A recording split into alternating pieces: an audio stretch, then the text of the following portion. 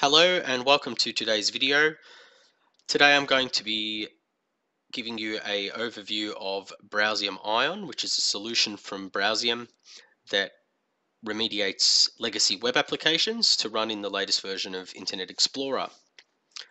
I'm going to start off here by just opening up the Browsium administration console, and you will see that you're given a welcome screen which you can turn off, and the first page that you see is the project page.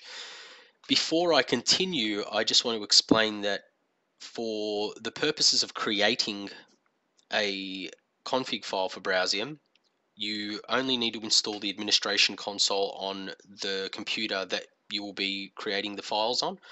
The clients will not need to have the administration console installed, they'll just need the client deployed to them. So with this start screen here, you can see that it has the project details. Another thing I want to note is that when you mouse over any of the fields within the config manager, you'll see that on the right hand side of the screen you'll have a tooltip explaining what data goes in each of the fields. So for the purposes of this demonstration, I'm just going to call this one test project. And then we'll go ahead and click on the profiles section. Okay, so you basically create a profile in order to remediate a site. And once you've got that profile created, you then create a rule to invoke that profile. So a rule can be created for a single site and say load profile A. You can also load that profile for site B as well. So the second rule can also load profile A depending on what type of remediation you perform within that profile.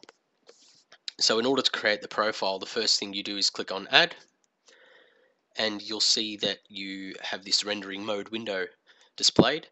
Again, if you click on any of these predefined rendering modes here, it will give you an overview of what's involved in that rendering mode. Just as a side note, the first place that you would start with remediating an application is with the rendering mode. If you load your application up in IE 11, for example, and it renders fine, then you'd usually choose default mode. If you have rendering issues, then there's a couple of ways to find out what mode you should choose. One of them would be to use a tool such as Fiddler to check the headers on the working version of the application, and you'll be able to see your user agent string settings from there.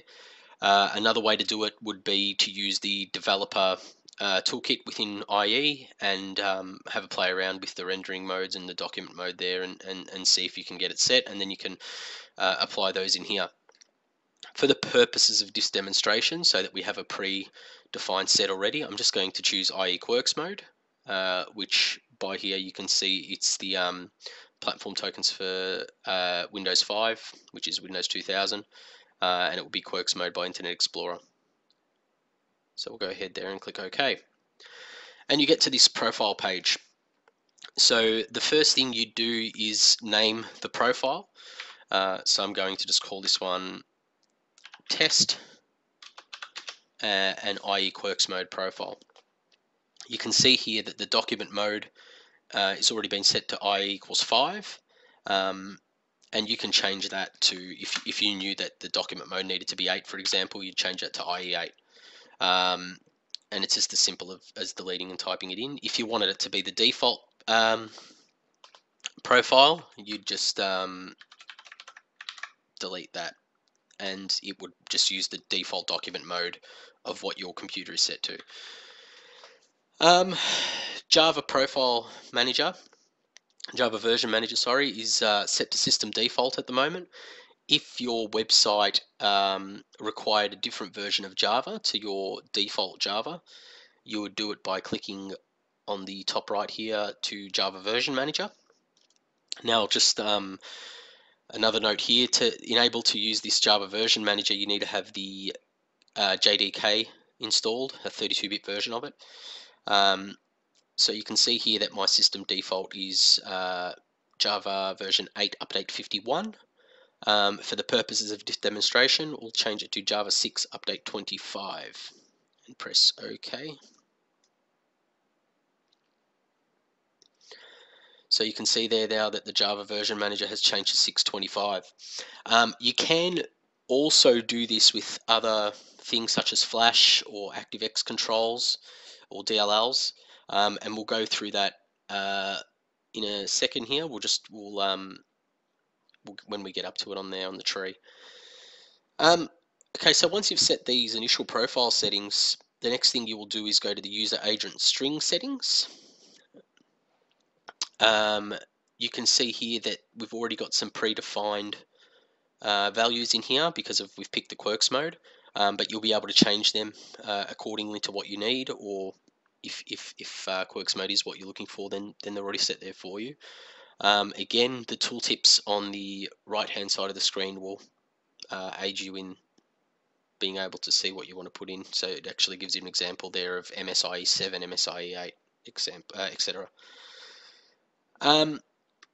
The next two subsections of this are pre and post platform tokens. The pre-platform tokens, as of IE9, are no longer used. So this would be for anything pre-IE9, and I'm pretty sure that the post-platform token should be automatically populated here because we've chosen the quirks mode once again. To just give you an idea of, if an application needs to have a certain post-platform token set, then you can set it here, or same for pre-platform tokens as well. Customs file manager is what I was talking about earlier. This is where you'd basically do what we did for Java. You can do this with ActiveX controls and DLLs. An example of where you'd use this is if you didn't want Flash installed on your client machines, but you had a site that needed Flash to run. You could say run Flash off an OCX that's sitting on a file share somewhere that everyone has read access to. The way you would do this is you click Add, you've got a source file, a target file, and then if you want to register it as a ActiveX or a COM. So it's pretty straightforward, and we'll look at that at a later date in a different video.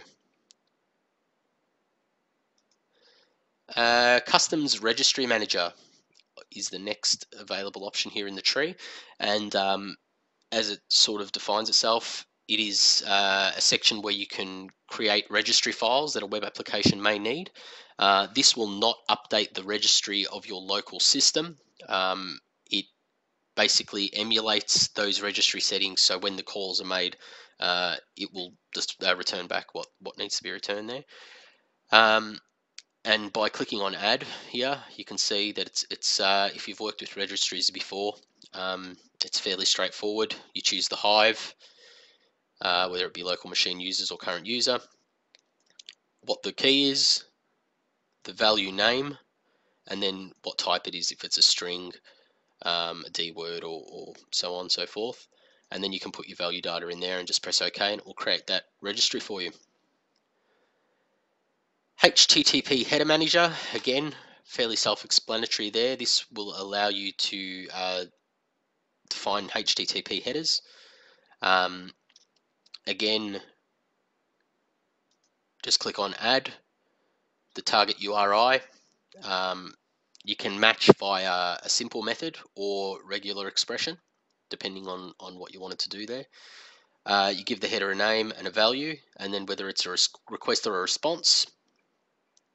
And then you can also have the change the behavior of it there, whether it will insert the new header, replace, or remove.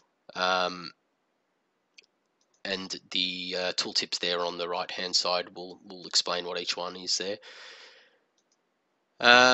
Content Override Manager is the next section, and basically can replace script files that are located at a specific URI, which allow you to granularly manage the content at an object level. So in order to do content override, you click on Add again, target URI. Match method, again, can use regular expression or simple. And then you've got the action. So the actions here are defined again on the right hand side. Block will stop the download of content. URL default redirects the request to a specified URL. File body only loads content from a specified file in the body section only, as it suggests. Header and bodies will reload the header and the body, or content replaces content within with the specified data that you apply in this box. Again, once you choose it and click in the data box, the tooltip on the side here will tell you that it's either you're putting the URL, file name, or content, or insert an environmental variable if you needed to change that.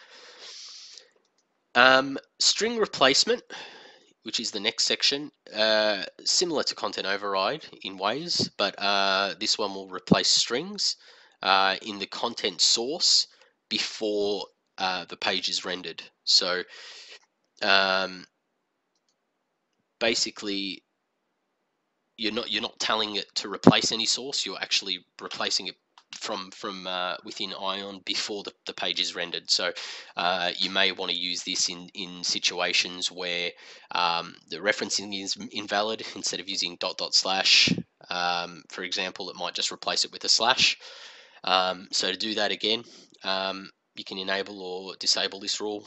The target URI, match method, whether it's regular expression or simple, and you can also do a regular expression or simple for the find and replace method as well.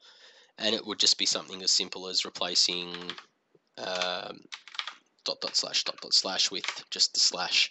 So it will go through the source, find any time that string is found, it will replace it with a slash. And again, you can do it with regular expression if you need to get more detailed there. So once you have remediated all your settings and you wanted to test them on the application to see if they work, or if further remediation is needed, you would come to the rules manager. Now with the rules manager, again, there's just click on add there at the top. You can match method simple with a, just say, okay, it's for .test.com. You can even remove www there if it's only a certain section. If you've got add-on domains within there, for example, you can say test1 and it will only affect anything within there. If you needed to get more in depth as well, again, you can use regular expression or zones. So a regular expression again would be if you wanted to match it. For example, if you had multiple domains that needed the same login credentials, then you could do something there with regular expression. Or again with internet zones, if the internet zone is, if you had all of your sites within one zone that needed a specific version of Java, you'd create one profile that would set it to that version of Java, and then you could apply it to all of those zones. Again, you just choose the profile, which is the one we've just created. And if you had any other profiles in there, that'd be available, and you can just apply one profile to that value, and you press OK, and then that rule's done. For testing purposes, I'd also add that you need to save the project to begin with. So we'll just save it on the desktop there, and then you'd go to Start Test Configuration. And once you start the test configuration, you can see here that it deletes any of your data that you had, your add-on data and stuff like that, automatically. And then you'll get you'll be good to go and load up your profile in Internet Explorer and start your testing. The one thing that I will mention here is when you install the client, make sure that the add-ons are enabled within IE. It creates an IE add-on. So just make sure that that's enabled if you're not getting any luck with your testing. And another thing to do as well is if you hold down the control key, click on Help and About Browsium Config Manager, you will see where your file is being loaded from. So you can see the load from file name here is testproject.bcx. You can run into some issues if the computer you're creating the project file on is part of the domain and the group policy is pushing the client out. By default, it will read always from the registry setting. The way the client works is it says, okay, the BCX file is located here, and that's all set via the registry. So if that is the case, you can see by holding down Control and going to Help About, you can see where your file's being loaded from. So if you're making changes within your file and you're not seeing them reflected within IE, you might want to check to make sure you're loading it from the desktop. If you're not, then you'd have to go to the registry and just turn that setting off on the computer that you're creating the project file, and then it will force it to read it from the file that you've got open. That's all for this video, and I will see you all again soon. Thank you.